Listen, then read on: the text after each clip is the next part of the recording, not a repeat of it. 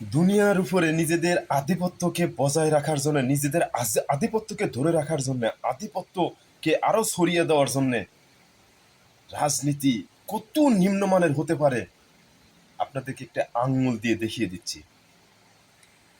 শেখ হাসিনার সময় থেকে আমরা রাজনীতিটাকে ভালোভাবে বুঝি, বা ওই সময়কেই বুঝতে শিখেছি বয়স অনুযায়ী।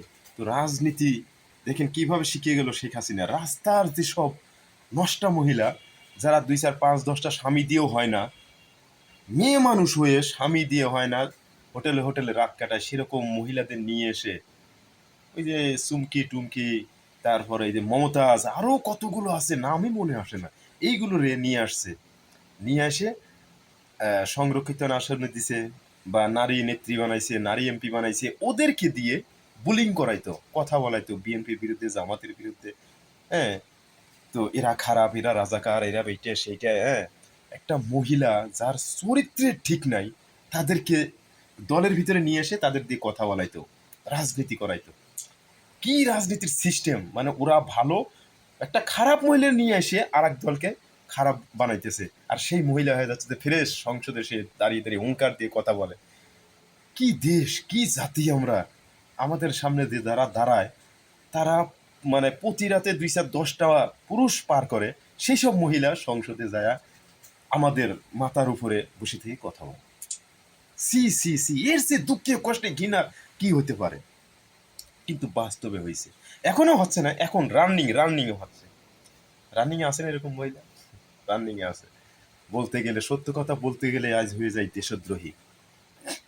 এই যে ফারজানা রূপানা, ফারজানা শান্তা, চৈতালি, মাহিয়া মাহি, তারপরে আরো কি কি নামই তো ভুলে গেছি। হ্যাঁ, তারপরে ওই যে আর একটা কে জানো, যাই হোক, এই যে এইসব মহিলারা দেখেন তো, এদের বিয়ে করছে কতগুলো, কারো কারো আবার সন্তান নিয়ে মিডিয়ার সামনে এসে দাঁড়ায় যে আমার সন্তান, বাপকে সেকুলার। হাই রে কপাল, কপাল রে! এই দেশে সে সেকুলার, সেকুলার বাচ্চা সাথে সামনে নিয়ে চলে আসছে, সেকুলার মানে ইমা, সিঙ্গেল মাদার। মুসলমান দেশে গর্ব করে মিডিয়ার সামনে বলতেছে, আমরা মুচকে হাসি দিয়ে বলতেছি, হ্যাঁ খুব সুন্দর তো, সেকুলার। নারীদের স্বাধীনতা, এটার নাম নারীদের স্বাধীনতা? আল্লাহর হাদিস কোরআনে কোন জায়গায় বলছে এটা নারীদের স্বাধীনতা? নারীরা এইভাবে কথা বলতে পারবে?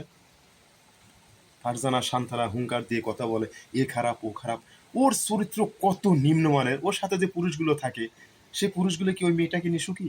ও আরো অন্য অন্য মেয়ে নিয়ে থাকতেছে, এই মহিলা আবার অন্য অন্য পুরুষ নিয়ে থাকতেছে, সামনে সে বোঝায় আমরা স্বামী স্ত্রী। মিডিয়ায় কি কথা বলে, ওরকম কথা কি ইসলামে বলতে বলছে? ইসলাম কি ওই রকম?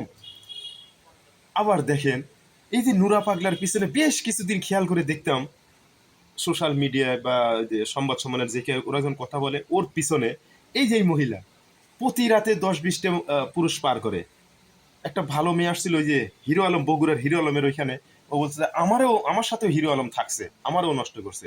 এই সেই মহিলা, এই নুরার পাগলার পিছনে যে মহিলা, এ বলছে যে নষ্ট তো হওয়ার যে এখানে এই কাজই এইগুলা, এখানে আসছে, এটা আর বলতে হবে কেন? তুমি আসছো এই লাইনে মানে বুঝে শুনে আসছো, এই লাইনে এই কাজই করতে হবে। চিন্তা করতেন সেই মহিলা, সেই হিরো আলম কয় আমিও তো হিরো আলমের কাছে এইসব থাকছি, থাকা আমি থাকি, বা এসব কাজ করি, গান বাজনা ঢলাঢলি করি, এইটাই একটা কাজ, এটা মিডিয়ার সামনে কাজই এইটা, ঢলাঢলি করা। ওর গায়ের ভার পরে যাওয়া, ও যা খুশি তাই ইউজ করবে বা আমার ব্যবহার করবে। এটা নিয়ে ওই হিরো আলমের এখানে কত কন্ডম পাওয়া গেছিল। তো এই মহিলা বলছিল, এই যে এখন নুরা পাগলার পিছনে যে মহিলা, এ বলছিল যে এইটা এই কাজই এইগুলা। এইরকম মহিলা টার্গেট করে করে দেখেন কিভাবে কাদের দিয়ে রাজনীতি করায়। এই হিরো আলমের নায়িকারে নুরা পাগলারা নিয়ে এসে এর পিছনে পিছনে দেখলাম, এখন আবার এ আবার কথা বলা শুরু করে দিছে, জামাতের অমুক খারাপ, অমুক খারাপ, অমুক পাকিস্তানের বীজ, অমুক সেই বীজ, এই বীজ। এ আবার এইসব রাজনীতি নিয়ে, হিরো আলমের এই নায়িকা, ঢলাঢলির নায়িকা, এ এখন রাজনীতি নিয়ে কথা বলে। আর ছিল কাদের সাথে খেয়াল করে দেখেন, কোন কোন নেতার পিছনে ছিল। সোশ্যাল মিডিয়া কিন্তু ভাইরাল, এই নুরা পাগলা, রাশেদ পাগলা, আরো কত কত পাগলা, না তো নামই মনে নাই, এদের পিছনে এই নায়িকা, এ এখন সোশ্যাল মিডিয়ায় কথা বলে। যে এইসব মহিলা হোটেল বা এই যে হিরো আলমের পাশে থাকে, সেই সব মহিলা নিয়ে আসে, ব্যবসা করা মহিলা নিয়ে আসে রাজনীতি করায়। রাজনীতির এ শালা কোথায় নামায় ফেলছে! সি সি সি সি সি সি, শালার বলতেই ঘৃণা লাগে। এই তোরা এইসব রাজনীতি করিস, তোদের আবার এই তোদেরকে আমরা আবার ভোট দিয়ে সারা দেশের লোক আমরা কি সোনা মার্কা জনগণ রে, ভোট দিয়ে তোদেরকে আবার আমাদেরকে পরিচালনার জন্য আমার মাথাতে তাজ বানা তোদেরকে পাঠাই। শালার কথা বলতে ঘৃণা লাগে।